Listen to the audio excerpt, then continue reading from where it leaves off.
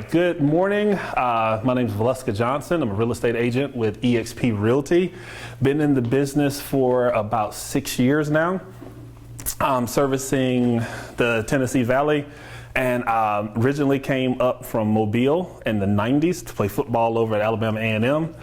Kind of liked being up here, liked how unique it was. So when it got to a point where I decided to come back in 2010, when we were looking around for places to kind of relocate to, Huntsville was at the top of the list, and it's the best move we could have possibly made. So I've been back here for about 11 and a half, 12 years, and it is the best thing that could have ever happened to us. So I'm really fortunate to be in the industry that allows me to be able to help people. And the purpose of what I wanted to do here today was to provide some information in an area where I feel like it's very needed and there's not enough of us out sharing this. So first question I wanted to talk about was, when is the best time to partner with an agent? A lot of times people will start their home search by looking at houses first. And then when they go through the sites or they go through to be able to view the home or take a tour, then they'll get connected with an agent. And in my experience, a lot of times I'll get the call and the person will say, hey, I'm interested in this house. And it's like, okay, great. I can set up an appointment, I can schedule it, meet you there, show it to you. When we do that, a lot of times they feel like that's the end of it. And so they'll say, all right, thanks for coming out. And then I'll start the conversation of, hey, are you working with an agent? And a lot of times people will say, well, no, I don't want to work. I'm not interested in working with an agent yet. And it's like, okay, well, let me talk to you a little bit about buyer's agency. Because a lot of people, when I say that, they pause because they've never heard it before. Buyer's agency is essentially the agreement that you make between you and an agent that you're going to work together. Now, on the buyer side, the services that come with working with an agent can let you in, they can advise you, they can show you properties, they can negotiate for you. You have all that resource in an agent. You can build a partnership, you can build a relationship and start working together, and it doesn't cost you a dime. Most people hesitate because they're like, well, I don't want to start working with an agent yet because I'm just looking. And it's like, but I think the advantage of having an agent, no matter what stage you're in, if you're interested in buying a house at some point, I feel like it's good to be with an agent because it allows you access to all those resources and it doesn't cost you anything. And you get an opportunity to decide and determine, is this going to be somebody I want to work with? Because a lot of people will make the mistake of putting off that and not committing to it. And then when they finally are ready to go, you might get partnered with or paired with an agent that you don't like. And it's like you had time and at no expense to be able to determine what kind of relationship you wanted to build, what kind of agent, because if you have that, you get a choice. And so that's something that a lot of people haven't heard of, don't understand, because it's not talked about enough. And the main thing that I tell people why it's important is because it balances the scale. Because if you're looking at properties that are for sale, that person has a listing agent. They have an agreement between them and the listing agent, so the listing agent is representing their best interest. So the analogy that I like to use is, think about it like you're going to court. If you're going to court, the person on the other side has an attorney. You want to have an attorney. You wouldn't want to go in and say, well, no, I'm going to court, but I don't need an attorney yet. When the other side already has one, you can have your own attorney at no cost to be able to give you equal footing with the other side. And so that's the analogy that I use. And when I use that, a lot of times people are like, oh, okay, and you sure it doesn't cost anything? It's like, yeah, I'm sure it doesn't cost anything. And the agreement between you and the agent is very fluid. So if it gets to a point where it's like, you know what, we're just not jiving, we're not a good fit, I don't feel like you have my best interest in mind, I don't feel like we're on the same page, you can ask to be released from the agreement. There's not many agents in the business that will hold you to that. And I can tell you that from my perspective, I wouldn't. It's like, I don't even have people sign anything, but I like to explain the agency part of it because I feel like it is a piece of information. It's a helpful tip that a lot of times people don't get. So they'll start their process and say, well, no, I don't want to work with an agent. And it's like, well, having an agent gives you the opportunity to have somebody working on your behalf that is doing it every day, and it saves you, it helps to, I guess, shorten the learning curve a little. Because if you have somebody that's out there, that's in the business, in the flow, seeing what's going on, it can help you because then it gets you up to speed. And if you have a good relationship with that person, they get to know you well enough to know, all right, this is what this person really likes, so they know what to look for. So that way you just have to tell them, well, you know what, as we see in these things, I've come to the determination, I don't really like this. Can we start looking at stuff like this? Or I don't really like this area, so can we take that area out of it? So that's where buyer's agency and partnering with an agent, I feel like, is very important. The moment you decide, all right, I want to go from renting to own, it's like at that point, start shopping around for an agent as well. And then one last thing, and the way that we had this set up, I was going to bring a lender with me, but unfortunately something came up and she wasn't able to. But working with an agent and getting to know an agent, agents have relationships with lenders, and they can also make the introduction with you to a lender. A lot of times people will, I guess, pursue that a little differently, because right now we're at a point now where everybody, if you start looking at things leaning towards home ownership, buying a house, realtors, you're going to start getting ads for lending. And you're going to get stuff from lending institutions that are who knows where, and they're going to be offering you the greatest rates ever, and it doesn't cost you anything. A lot of times those are, as we know, clickbait ads to just get your attention. And then after you get involved with them, it's like you don't have a person on the ground that you can go to when something's wrong. And as agents here, it's like those kind of lenders are the most difficult to work with because we don't know them. And a lot of times we don't have a relationship with them. And if something is sideways or something happens during the transaction, I prefer to have a local lender and a lender that I have a relationship with, because it's more likely to be able to hold it together. If you have a lender that's in New Jersey and you're trying to buy a house here, and it's somebody that neither one of us has ever met and don't know, it's like if there's an issue, we might just be stuck. And that's not something that you want to have. So having a good relationship with your realtor, and that realtor having good relationships with the lender, makes it a much more formidable partnership to be able to get to the end game, which is to the closing table. And that's why that part I often stress. And a lot of times when people come into the situation and they'll have somebody, like I'm working with a couple now, they're from Chicago, they're relocating here. The husband in the couple is going to be working at the airport. And they had a lender when they reached out to me from New Jersey. And so I was like, all right, well, let me get their info, the point of contact, and then if you're coming into town and start looking at houses and you're fully intent on we're going to go forward, it's like I really like to at least have a conversation with them, because there's going to be some things that I'm going to need, pre-approval letter, we may need to adjust it. There's going to be some things that I might want to talk to them about. So he was like, all right, great. Here's the guy's info. Okay, reached out to him. Didn't call me back. I told them, I was like, hey, is that the only number you got for him? They were like, I think so. Well, let me try calling them. They called, found out that the guys who information that they had, it's not really your guy, it's somebody else. But they talked to a young lady that was going to get them in touch with the person that it was supposed to be. And then they ended up leaving a message. That guy never called them back. And so my question to them was, at the very least, will you at least talk to my local person? Because it's like, what if we really needed something quickly? It's been like a couple days and they still haven't called you back, but a receptionist has told you that they're going to.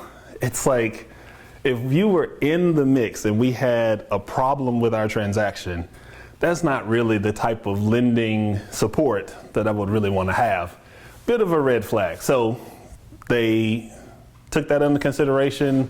They had a conversation with that person. When they finally did call back, they talked to the local person here and they were like, oh yeah, we decided on the phone, like we're gonna use that person because they're here, they're reputable. And the thing in a situation like that with people that are coming in from out of town, it really carries a lot of weight when we're submitting offers and the other side is looking at it and they're gonna ask questions like, well, who's your lender? When I can say somebody that has a lot of weight here, usually the response is, oh, okay, I either know them as an individual or I've definitely heard of the company.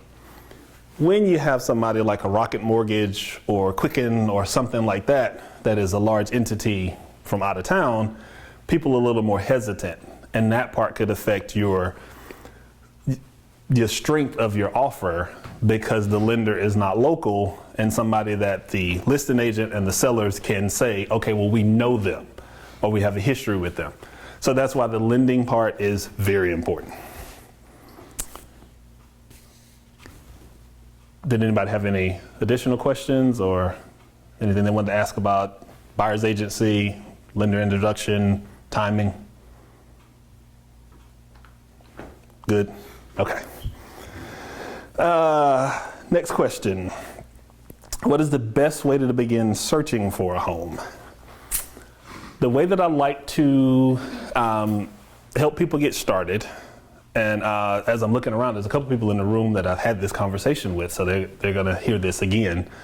Obviously, this is the largest financial transaction you'll ever have.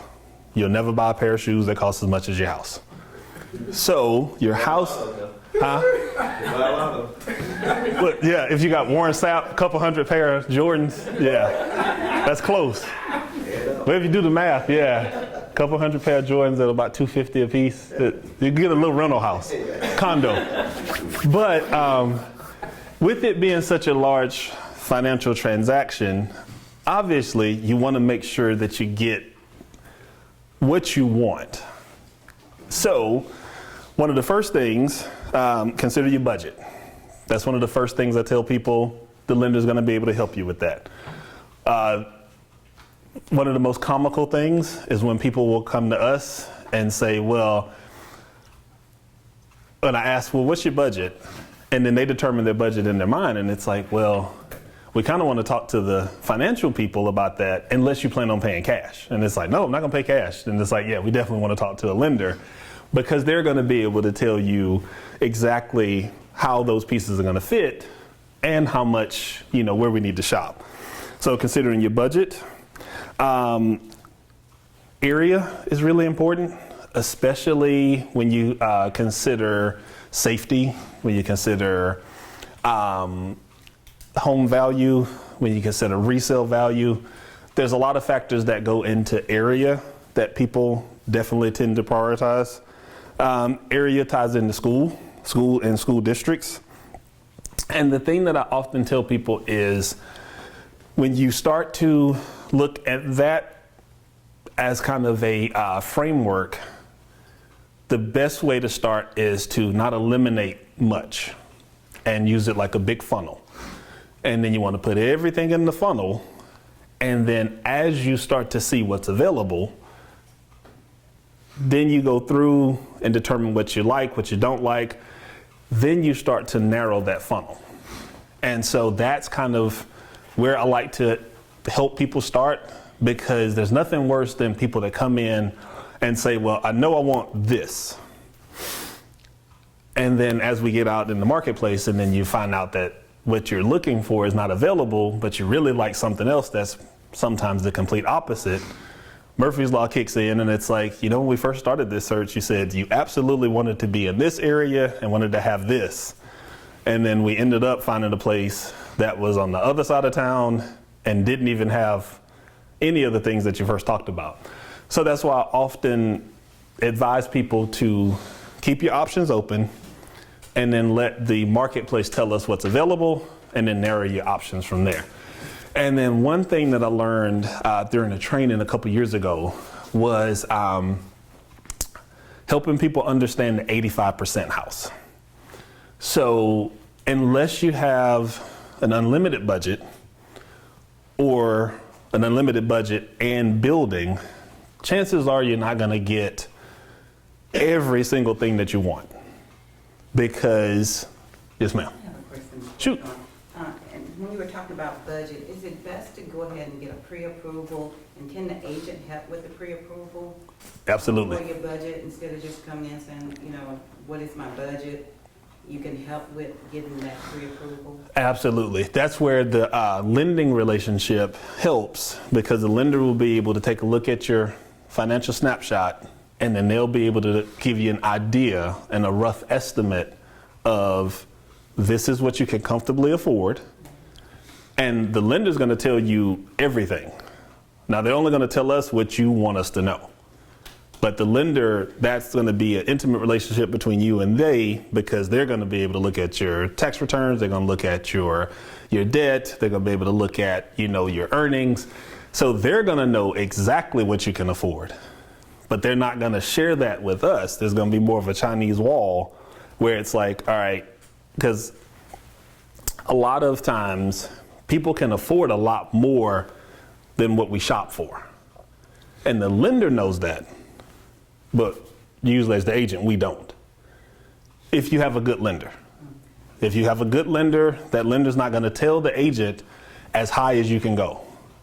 So in that, you're going to be able to kind of set the ceiling, and then the agent's going to be able to work based on that. And so, yeah, being able to connect you with the, and in a case like that, what you're describing is more of a pre-qualification. So yeah, a pre-qualification to kind of give you an idea of, hey, look, based on your job, based on your debt, based on your financial framework, this is what you're qualified up to. And then we can start shopping based on that. And that's the difference with the VA, the veterans as well, right? Which part? So as far as the well, not so much as the pre-approval, but it's a cap with the VA, like a veteran. Yes, ma'am. Yeah. And the number of times you can use it too, right? Yes, Yeah, your usage of it. Yes, sir. You were proud to retirement, don't you? No, my husband is, but he was too. I thought that they lifted that. When I first bought my first home in '97, and I'm not trying to get it, No. I first bought my first home in '97. They had a cap on it where you couldn't go over a certain price, and you could only use it one time. And then back in about 10 years after that, they lifted that. You don't have a cap on it, you can use it many times you want to. Yeah, but the thing about with the VA loan, and I'll let you put that, but I think you need to look at that. I think they lifted that.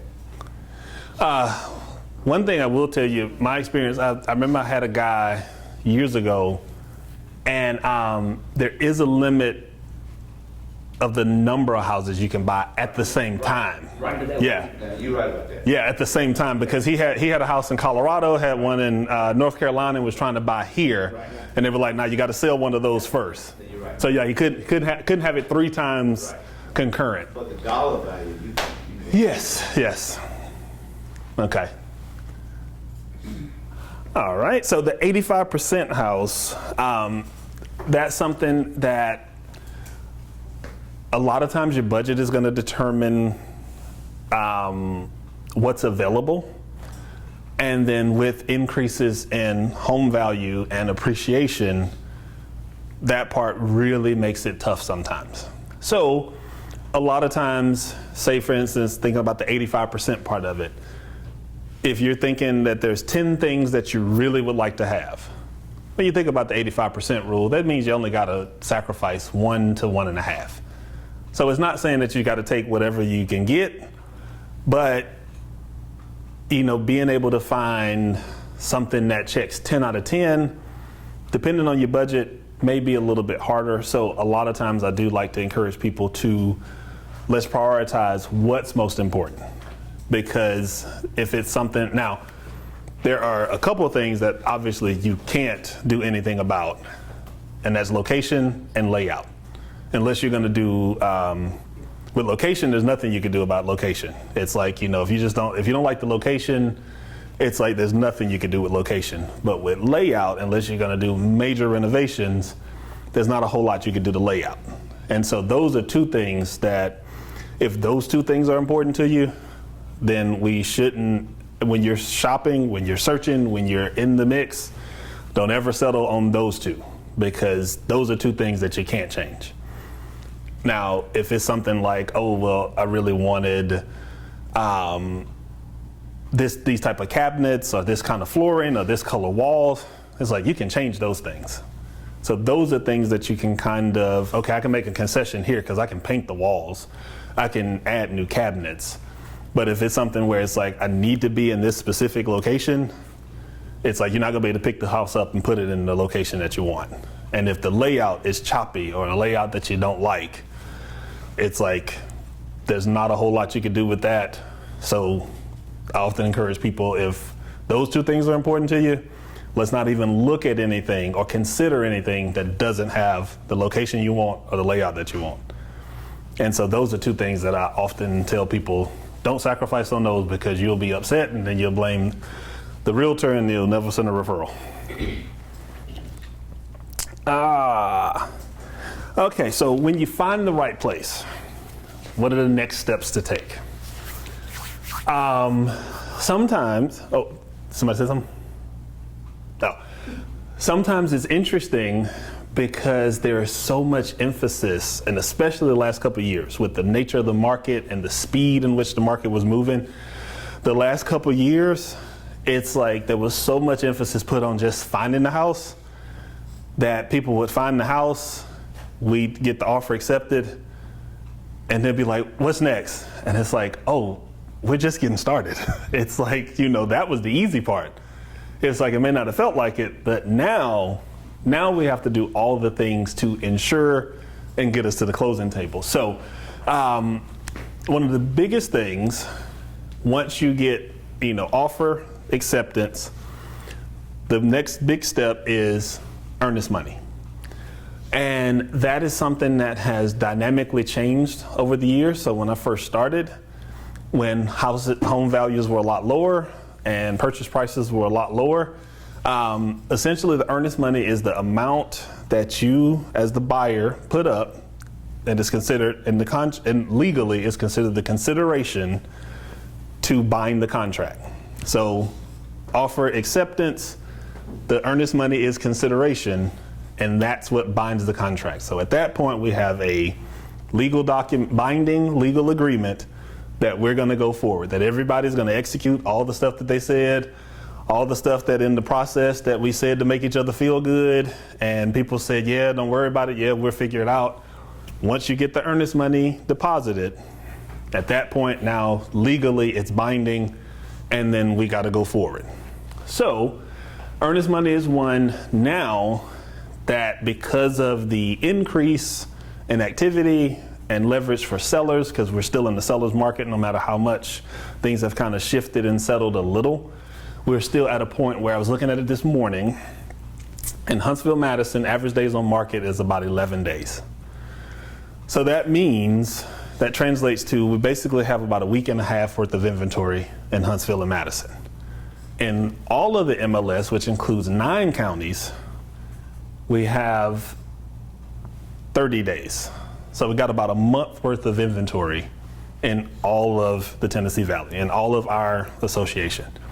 So because of that, a lot of times sellers are now asking for more earnest money, because the earnest money being the consideration to bind the contract, if something goes wrong and you need to get out of the contract, somebody gets to keep that money. Either it reverts back to the buyer if it's something that the seller didn't follow through on, or it reverts to the seller if you can't close based on something that is, if the buyer is at fault. So like if you can't secure financing, or you decide that I got buyer's remorse and I don't want to go forward. So the increase in that has seen, in some cases, sellers are requiring up to about 1%. So That's pretty easy to translate depending on the price of the house. But if you think about it, it can get kind of pricey, because I can remember when I first started, 500 would do it. 1,000 was standard. Now, you're looking at a $250,000 house, people asking for at least 2,500. And they feel like if you put that much up, then that's more skin in the game and you won't be as likely to back out. 500, it's like, yeah, a lot of people would walk away from 500 and say, oh, don't worry about it, they can keep that. It's like, I don't want to buy this house. 1,000 even had gotten to that point. But now when you start putting 1% or a minimum in some cases, so some sellers are even asking for a minimum amount, and it has to be at least this much. It's really to keep that agreement binding and make sure that everybody executes all what they said they were going to do. So I got a question. Yes, sir. So I'm just using, for example, my daughter, I know she looked for a house. But if you got a young couple working, you got 2 kids, how can they come up with $3,000 for earnest money? The average young couple probably working, got 2 kids, got a car. It's almost impossible for them to come up with $3,000 for earnest money. Well, I said they can't, but I'm just saying on the average.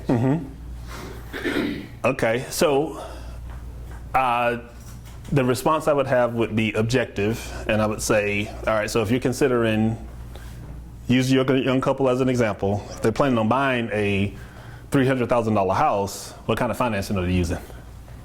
Okay. So if they use FHA. Okay, so FHA 3.5% down on that would be $10,500. Okay. So that means that's it. That's the minimum they're gonna need to bring to the table. Okay. So if they've been properly advised, they know that they're gonna have to have at least $10,500. And so 3,000 can come out of that because it will get credited at the closing table. So how does, if someone has a gift from a family member, how does that work? It depends on the lending agency? Yes, ma'am. Yes, ma'am. But I've seen that even in the high end, because I had a guy that we were essentially, they were buying the next house and then they were going to put theirs on the market after. And so he didn't want to tap into his 401k because it was going to trigger some kind of penalty. So his dad gifted him the 5% to be able to put down on the next place. And it was like a $500,000 house. So that 5% was, it was $560. So the 5% was like $32,000. And so we were able to get that worked out. So yeah, I've seen gifts even that high for people like that. Yes, ma'am. Yeah, you may can cover this, but I was wondering about low income people and programs for them. That they would not even be required to come up with that kind of money. Are there programs like that out here? Ooh, now that would be a good question for the lender. I will tell you that the thing that I'm seeing and have experienced in our area is, because we are, for the most part, a thriving area with a lot of young professionals, a lot of engineers, a lot of people, even younger people that do really well. We don't see as much of that, but there are, I have seen and gotten calls on some properties that there is a specific first-time home buyer program where they're like redoing places. It's over off University in that 35805, that Southwest. And I haven't been able to go through the process with someone. I just got a couple calls on it. And what they're doing is they're taking these houses, they're rebuilding them and pricing them appropriately. So, you know, you'll get a brand new 1,300 square foot house for like 150. And I got like, within 24 hours, 3 different calls on it. But when I called the agent, they were like, oh, we got 17 offers. So it's one of those things where, and they're all people that fit. And it was a case where they needed to take a class, and there was an income ceiling, like you couldn't make over a certain amount. So those programs do exist. I don't have any experience going through the process. I just am familiar with them. But that would be a really good question for the lender. So Yes, sir. When we first came down here in '97, we moved down here, and Huntsville was not booming at that time. I came in with military government. And they were really just starting to build up houses. So what they called, they had, what you say, they had bond money. And then what they was trying to do was put people in houses, because Huntsville was just a little town. A lot of farmland and stuff. A lot of bond money where you could come in, first time home buyer, and they would put you in the house. The only downfall was that you had to stay in there at least 5 to 6 years. You could not sell within 5 to 6 years. Ah. They had plenty of bond money. Now, since the change of time, they don't have that bond money no more, and they got plenty of houses. But they had plenty of houses like that. And they were putting you in brand new houses, but you had to stay in there 5 to 6 years. You could not sell like that. Was it a program where it was like 100% financing? Yeah, 100% financing. That's when Woodland Home, Allen Home, and all of them was jumping up. Yeah. But it was 100% financing. And you know, and so you qualified just like to the loan, but you didn't have to come over with money to get money. But it was an obligation to just stay 5 to 7 years in the house you couldn't sell. Because what people were doing, not us, but other folks were doing, just because they was buying and they were trying to resell it. Yeah. But Once they got on their feet. like us. Yeah. Once they got on their feet. So basically, you're saying if someone, if I knew someone that was looking for a home and looking for something that didn't have to pay a down payment, I would need to go to a lender, an agent, when you go to help. Like an agent could probably partner you with, they could use their network to try to find you somebody. But yeah, because the toughest thing, and the thing about something like is, to his point of the area, just to where a person.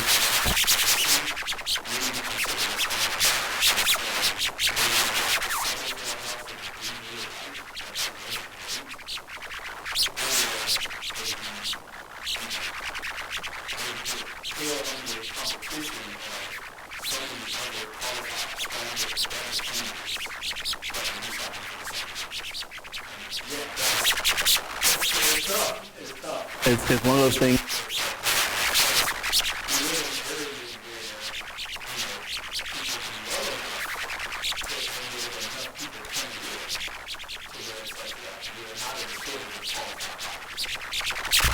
So let me ask you a question. I don't want to go. So what do we do?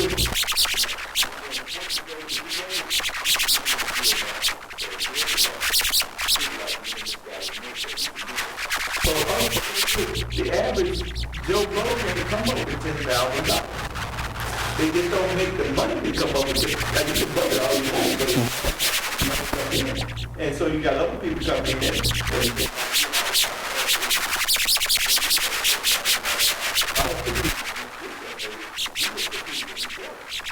Yeah. From DC and everything, and they said, well, we're going to buy them all 50 houses. Well, how can you compete with them? Well, it's like with the $10,000 question.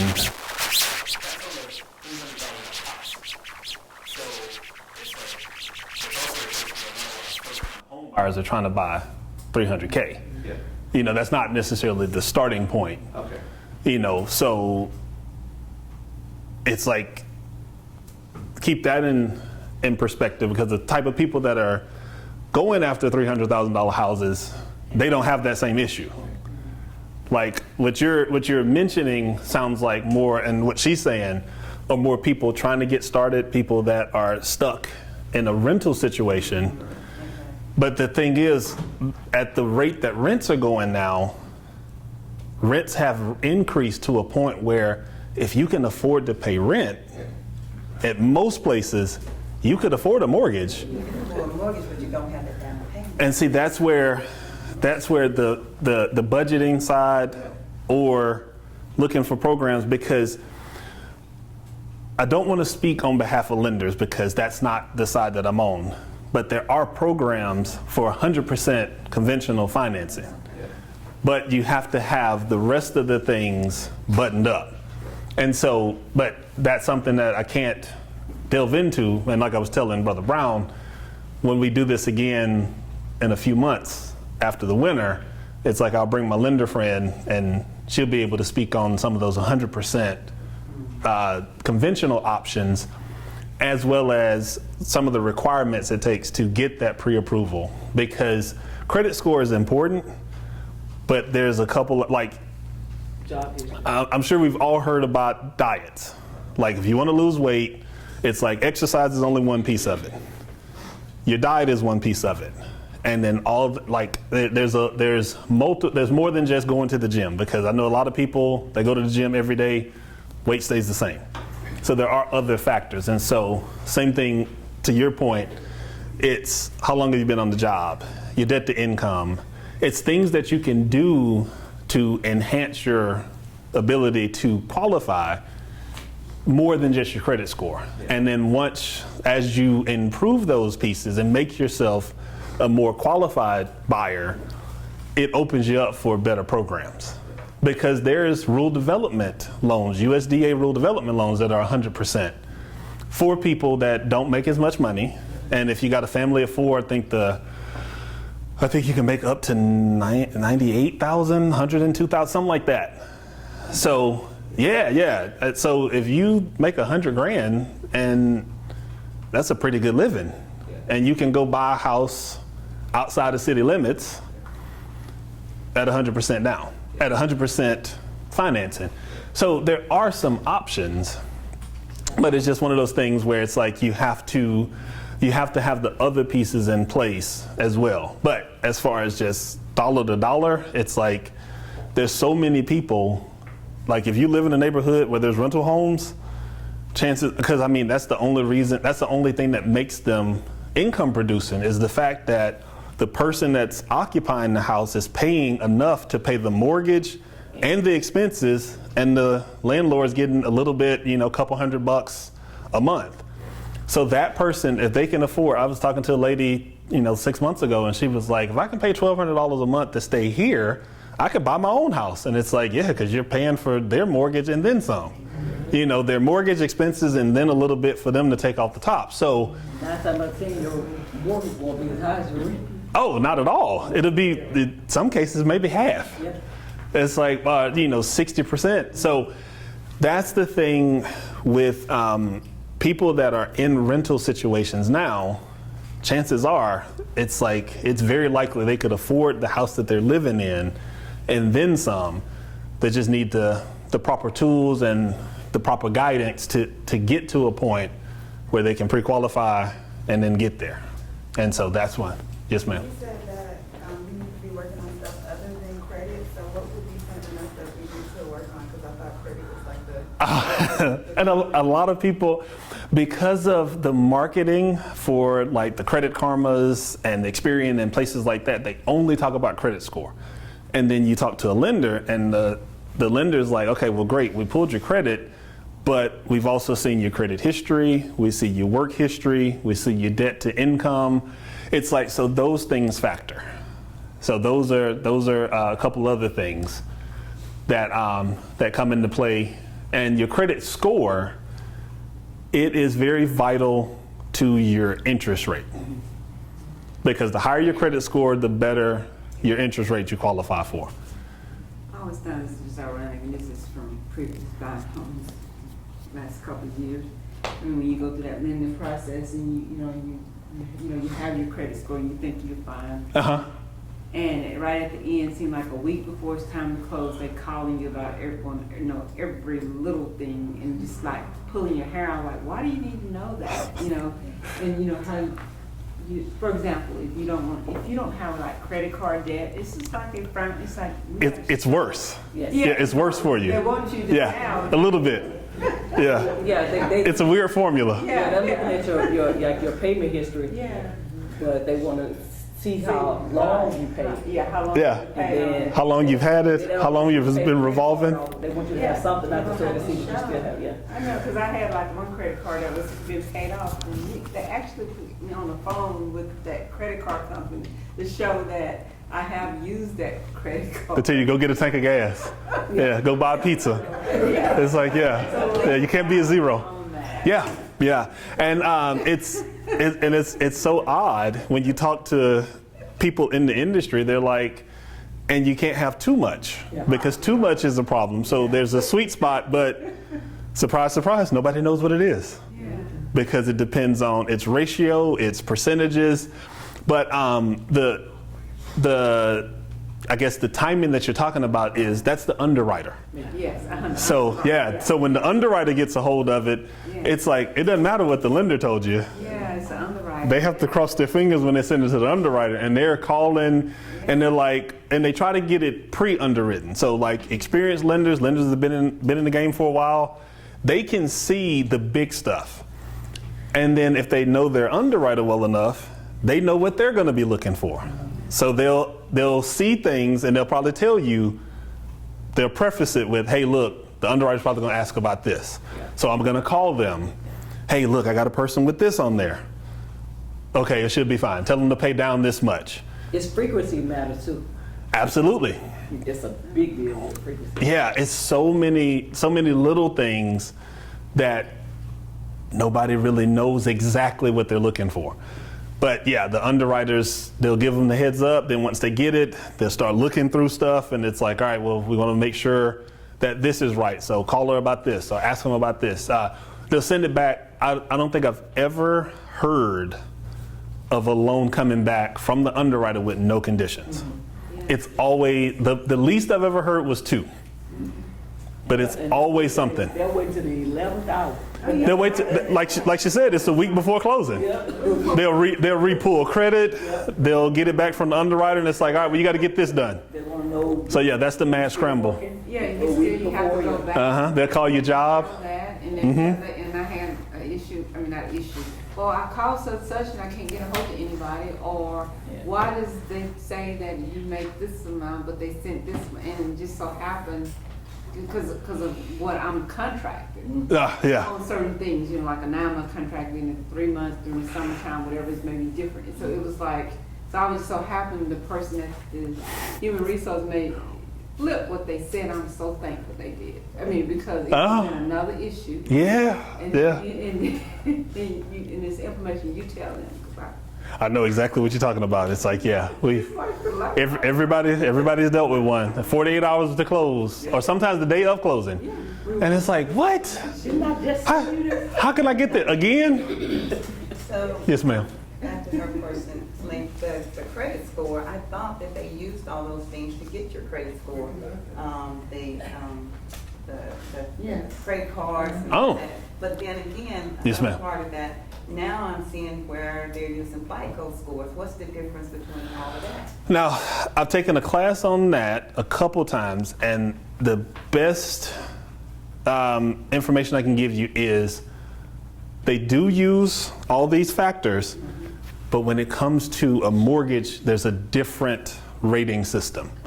So there's a different score specific to a mortgage. So to give you an example, I got a close friend, one of my oldest and closest friends growing up. He was a car salesman for like 15 years, and he worked himself into being a finance manager.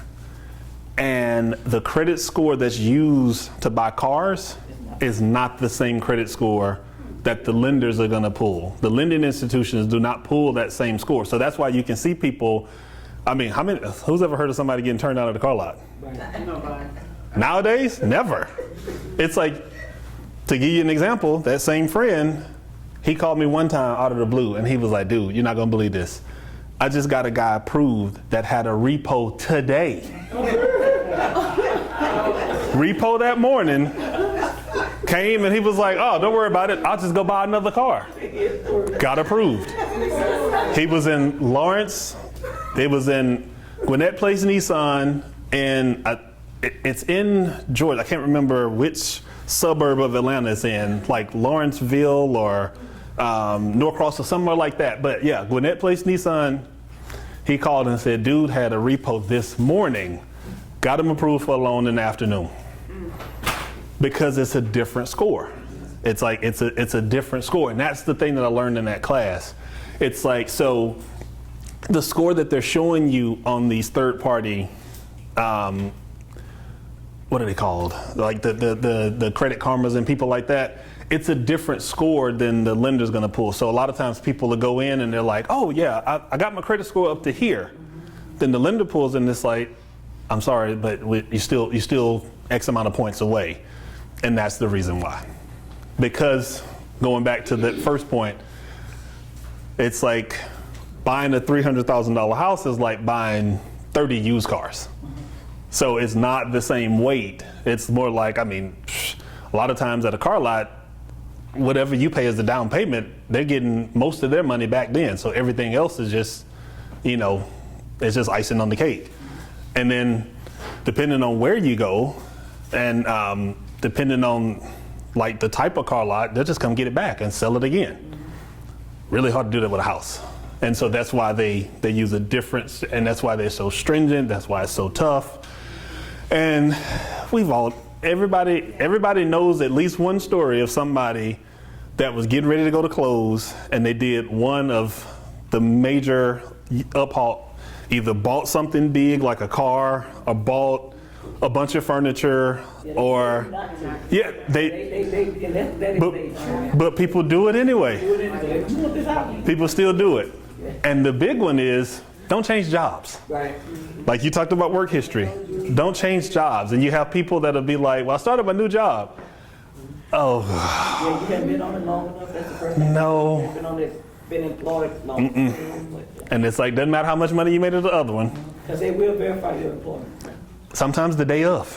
Sometimes they'll call the day of closing, like to make sure. So, yeah, that part, it's like a lender would be able to tell you a lot better, but I can tell you from experiences that I've had with people in those situations, the little bit that I know, and going through that class with the difference in score. And so that's the part that a lot of times people get on these Credit Karma and Experian, and it's like, hey, my score is going up. I'm at 700. And then the lender will tell you, no, I'm sorry. For this particular purchase, you're here. And so, and then to barely get by the credit score threshold, it affects your interest rate, which, you know, it's like, you know, you want to get the best interest rate possible. So the healthier a buyer you are, the better. So all the things that you can do to improve that, it's like, yeah. So in the end, it's like people that are in rental situations, they make enough money. They just need the proper guidance to get to a point to get the other things in order to be able to make the transition. Let's see. So once you get to the point where we're cruising towards closing, the due diligence that needs to be performed in the process. And this part is really important. And that's where I often tell people, it's like, hey, look, we're just getting started now. Finding a house, like looking at houses is cool. I mean, you get to ride around and you get to go in and you get to play imaginary, like where would my stuff go? Or I don't like this, why'd they pick that color? You get to do that kind of stuff. But once we find the place, get it under contract, get the contract legally binding, the things that we have to do to get to close, the most important thing there is a home inspection, because you don't want to buy a lemon. The tough part was during this time and the increase when the market was scorching hot, to be able to compete, people were waiving home inspections, buying places as is, no repairs, no nothing. And that is the scariest thing as a first-time home buyer, but period. There's nothing scarier than what happens if you get in there and something major is wrong. So the major 5 things that the contract is going to protect you from, where on a home inspection, if any of these things are out of order, you are well within your right to be able to get out, are from top to bottom: roof, electrical, HVAC, plumbing, foundation. And then there's I guess a 6th thing, but the 6th thing is a no-brainer, but we still have to mention it. But anything health and safety related. So mold, sinkhole, things like that. Like stuff that would be kind of obvious, but you still have to kind of mention it because somebody's tried it. Somebody's tried to sell a house with mold in it and then ignore the mold. So, but those are the major things that the contract says. Paragraph 4 of the contract says that the home should be delivered in working conditions in these areas. Now, paragraph 4 can be waived And you see a lot of it now when you start shopping, when you start looking, you'll see it in the notes. House sold as is, but no known issues. That's something that you don't want to trust that. So you still want to have the home inspection. Now, the home inspection is important because it gives you a snapshot of the condition of the home. A good home inspector is going to go top to bottom, and they're going to look at everything. They're going to get on top of the roof, all the way to the crawl space underneath. They're going to check everything. Disclaimer on the home inspectors. They're not qualified as repair or certified or licensed in any of the areas that they search. That part I've always found kind of suspicious. But they are qualified and licensed to go in and evaluate them. So when you read a home inspection, they won't tell you, they'll be very careful with how they word what they discover. And they'll just say, in their opinion. And then they'll suggest that you get it checked out by a licensed contractor in that. So if your HVAC is not blowing strong enough, they'll check it. I think the standard return is about 20 degrees. Should be a 20 degrees difference. What the thermostat's reading and what comes out of the vent. 20 degree variance. If that's off by 6 degrees, they'll write it in the report and suggest that you have the HVAC serviced or inspected by a licensed HVAC person, because they can't do it. But they can only check to make sure that everything's running. Same thing with a roof. They'll get up on the roof. If they see that the shingles are worn or see that the shingles are damaged, they won't tell you that the roof needs to be replaced. They'll just tell you what they saw and then recommend that you get the roof evaluated by a licensed and contracted roofer. So that part's important because it gives you an idea of what you're getting yourself into. Then, if we've negotiated properly, we're going to have some kind of room to be able to ask for repairs in a typical situation, in an ideal situation. And in that factors into three things. When you're negotiating, I feel like the big three things that you can negotiate are price, closing costs, and repairs. Now, the thing that I tell people, it's like, chances are you're not going to be able to win all three. It's like, I've never been in a market where you could win all three, because the seller's not just going to give it away. And if the agent on the other side understands the market the same way, they're saying the same thing to the seller. So usually one is already going to be determined based on the offer acceptance. So price is out of the way.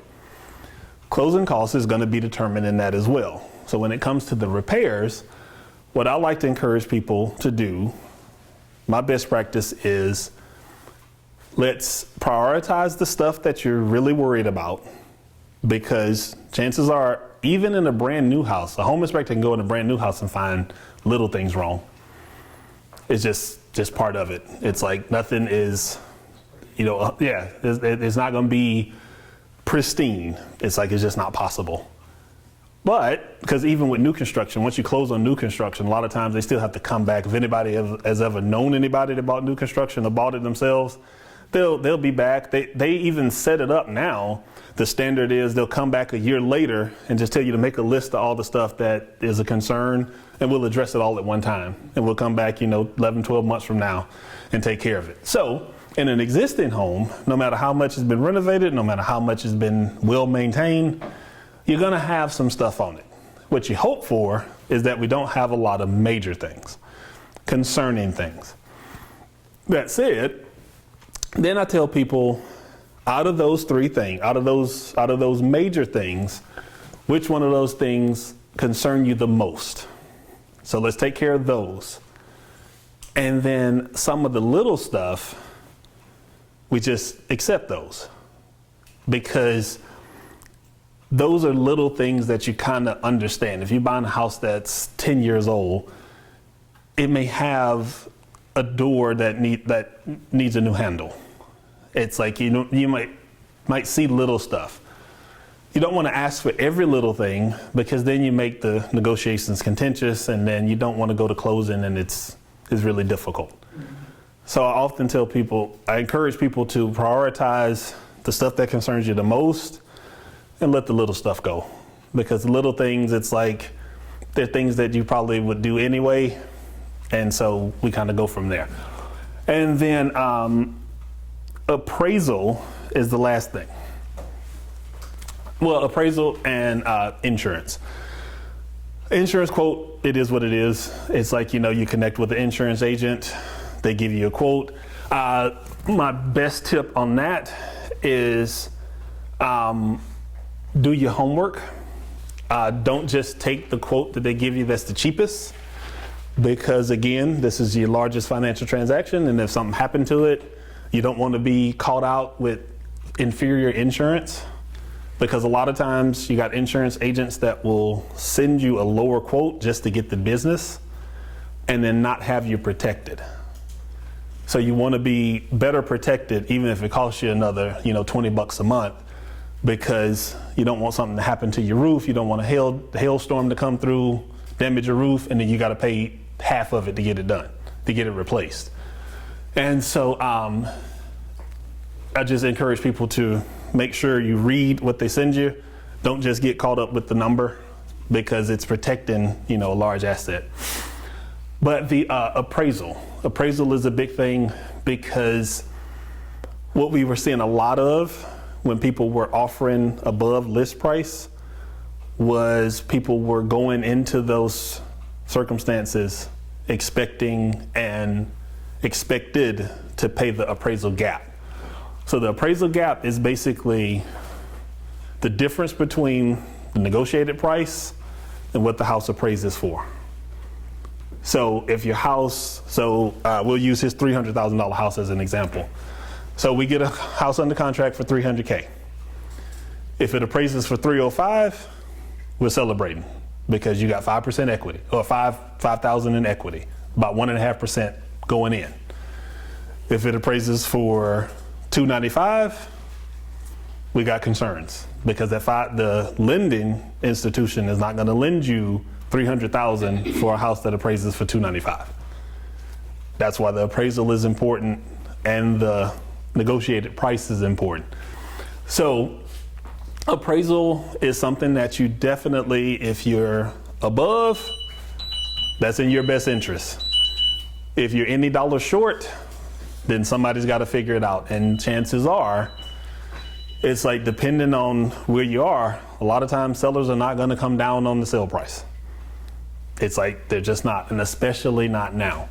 So appraisal gap is something that has been very popular over the last couple of years, because people were offering 10, 12, 20% more, and the appraisal was not being able to reach it. And so they were having to pay that out of pocket. And that is something that you don't necessarily want to do, because usually no house is worth that much. It's like, if you negotiated a good price and it appraises really short, chances are we got a problem. Can you repeat that part again? So Which piece? above, you saying if it's above, it's good? Yes. If it appraises above the negotiated sale price, it's in your favor.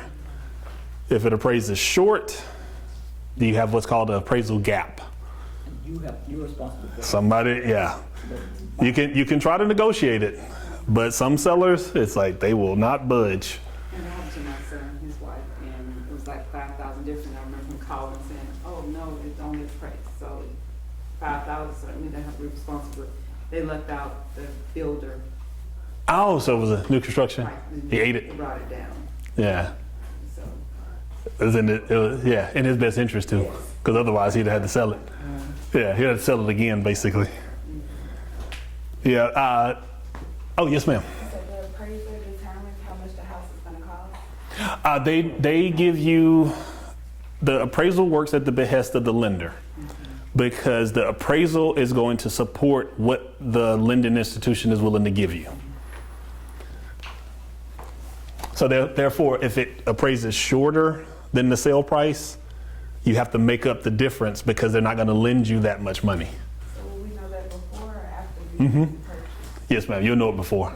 You'll know it You'll know it during the closing process, because usually what happens, the timeline will be offer acceptance, earnest money, and then you got about a 10-day window from contract acceptance for inspections. So all inspections can be done within 10 days. Usually the lender is going to order the appraisal the moment they get the contract. So within a day or two, they're gonna order it.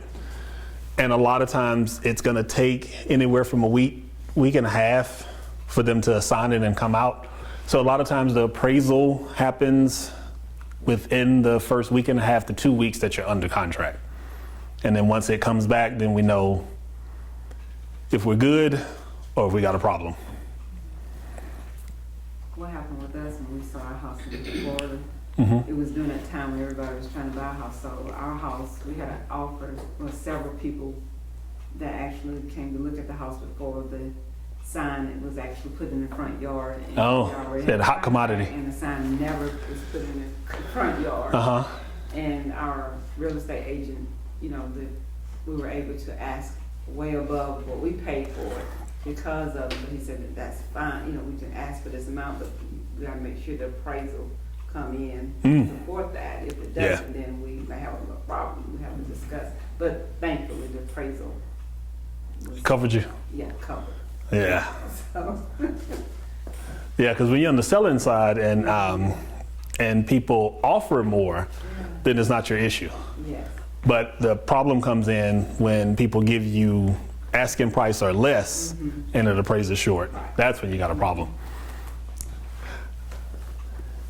So outside of the lender questions, those were all the best practice questions I had. Did anybody have any additional questions that came up with what we were talking about that weren't asked already? I have one. My sister, I know it's a different area. They live in Mobile. It would be Okay. cheaper for them to do the D.L. Horton, like build a house, than them to just look for one. Is that common, or is it just due to the area? If I'm remembering D.R. Horton, don't they market like 500 down or something like that? Like if there's some qualifiers where like you got to use their like everything. You have to use everything. Yeah, everything through them and even their agents too, I believe. No, that's not true. So you don't have to use the agent? We have to do our hard home in Mobile. Okay. And we just have one, we had to have our own real estate agent. Okay. Yeah, my aunt was her real estate agent. Yes, and, Okay. but, I can't remember what the word that was.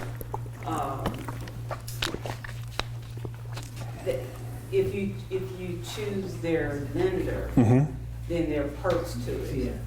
Versus you having your own lender, so, you may not have to put down or whatever, but there may be some perks to choosing their lender versus going with someone outside, but you still have the option to. And I think it's like something with the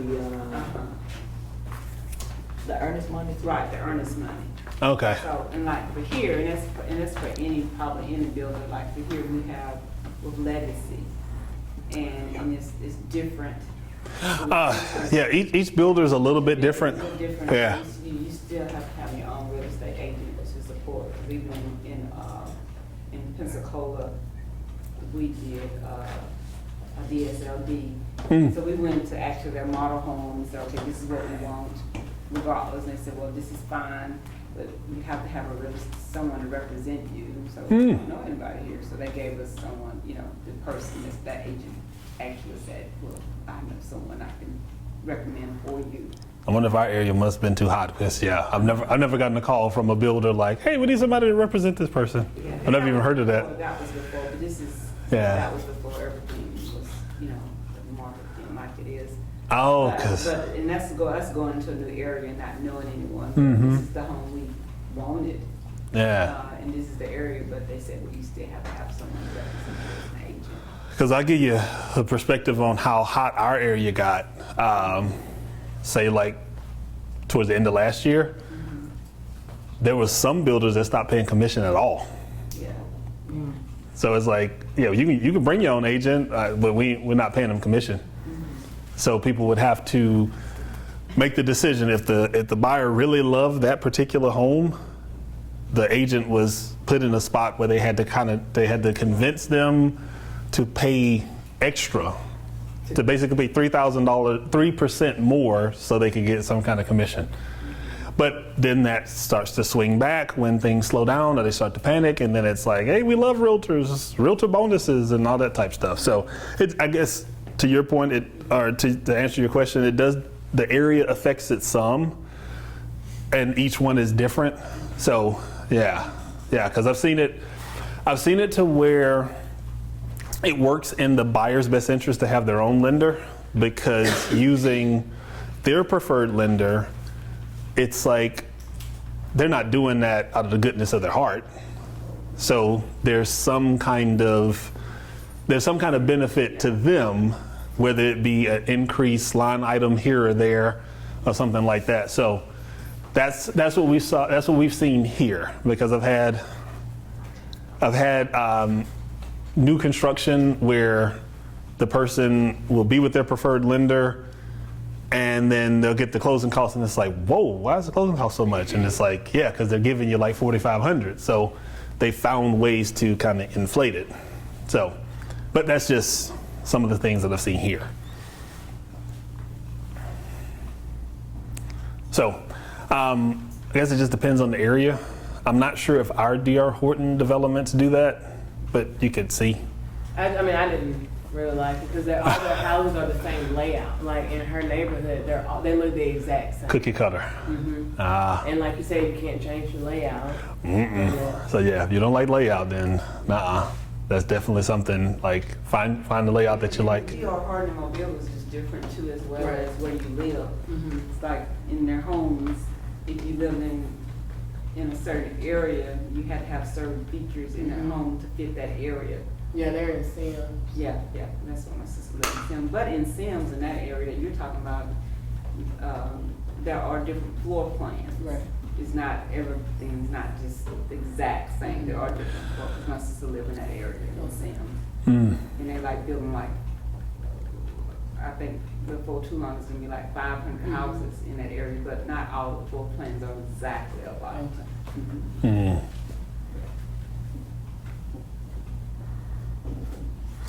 All right. Well, it seems like everybody's ready to go. Okay. All right. Well, I did bring a couple books, and this was I brought the selling book because one area that I do notice in certain demographics, in certain neighborhoods, there's a lot of wholesalers. So I brought a couple of these books for people that may either own their home and get a lot of activity, a lot of postcards, a lot of calls from wholesalers. But more importantly, if you know someone that is potentially going to inherit a home or that has inherited a home that gets those kind of calls, it's like a lot of those wholesaling calls and postcards and things like that offer a really sweet deal to them, but they're really just taking advantage of them because, you know, they would be better off having representation, because those wholesalers are calling and they're going to offer you fast cash, but a lot less than what you could get if you actually went through the process and marketed it wide, because they're really just buying them up to either flip them or turn them into income property. So I brought this for people to get some insight and some intel into that process, to help curb that a little bit and open up their options and let them know what is possible, as opposed to just taking the call and doing that, because it happens on our side of town. I live in North Huntsville, and we get those things all the time, and they just take advantage of people. And last story I have is I helped a guy, both his mom and his dad passed, and after it went through the probation period, he inherited both homes, and we sold each one of them, sold them about 6 months apart. And he had a friend of his that their family went through the same thing. The guy that was his friend, brother and sister, inherited the house, and they sold it to a wholesaler, and they netted $30,000 less than what my guy netted on just one of his places. And he was like, why did you go with that? And it was like, yeah, man, they told us it was going to be a smooth transaction. Like, they told him all the right things, but it ended up costing him $30,000. And so hearing stories like that, it's like, yeah, I think that's a definite opportunity to help people to not do that, especially in a situation like that. So, but yeah, I brought a couple of these for anybody that knows somebody like that or could benefit from it. All right.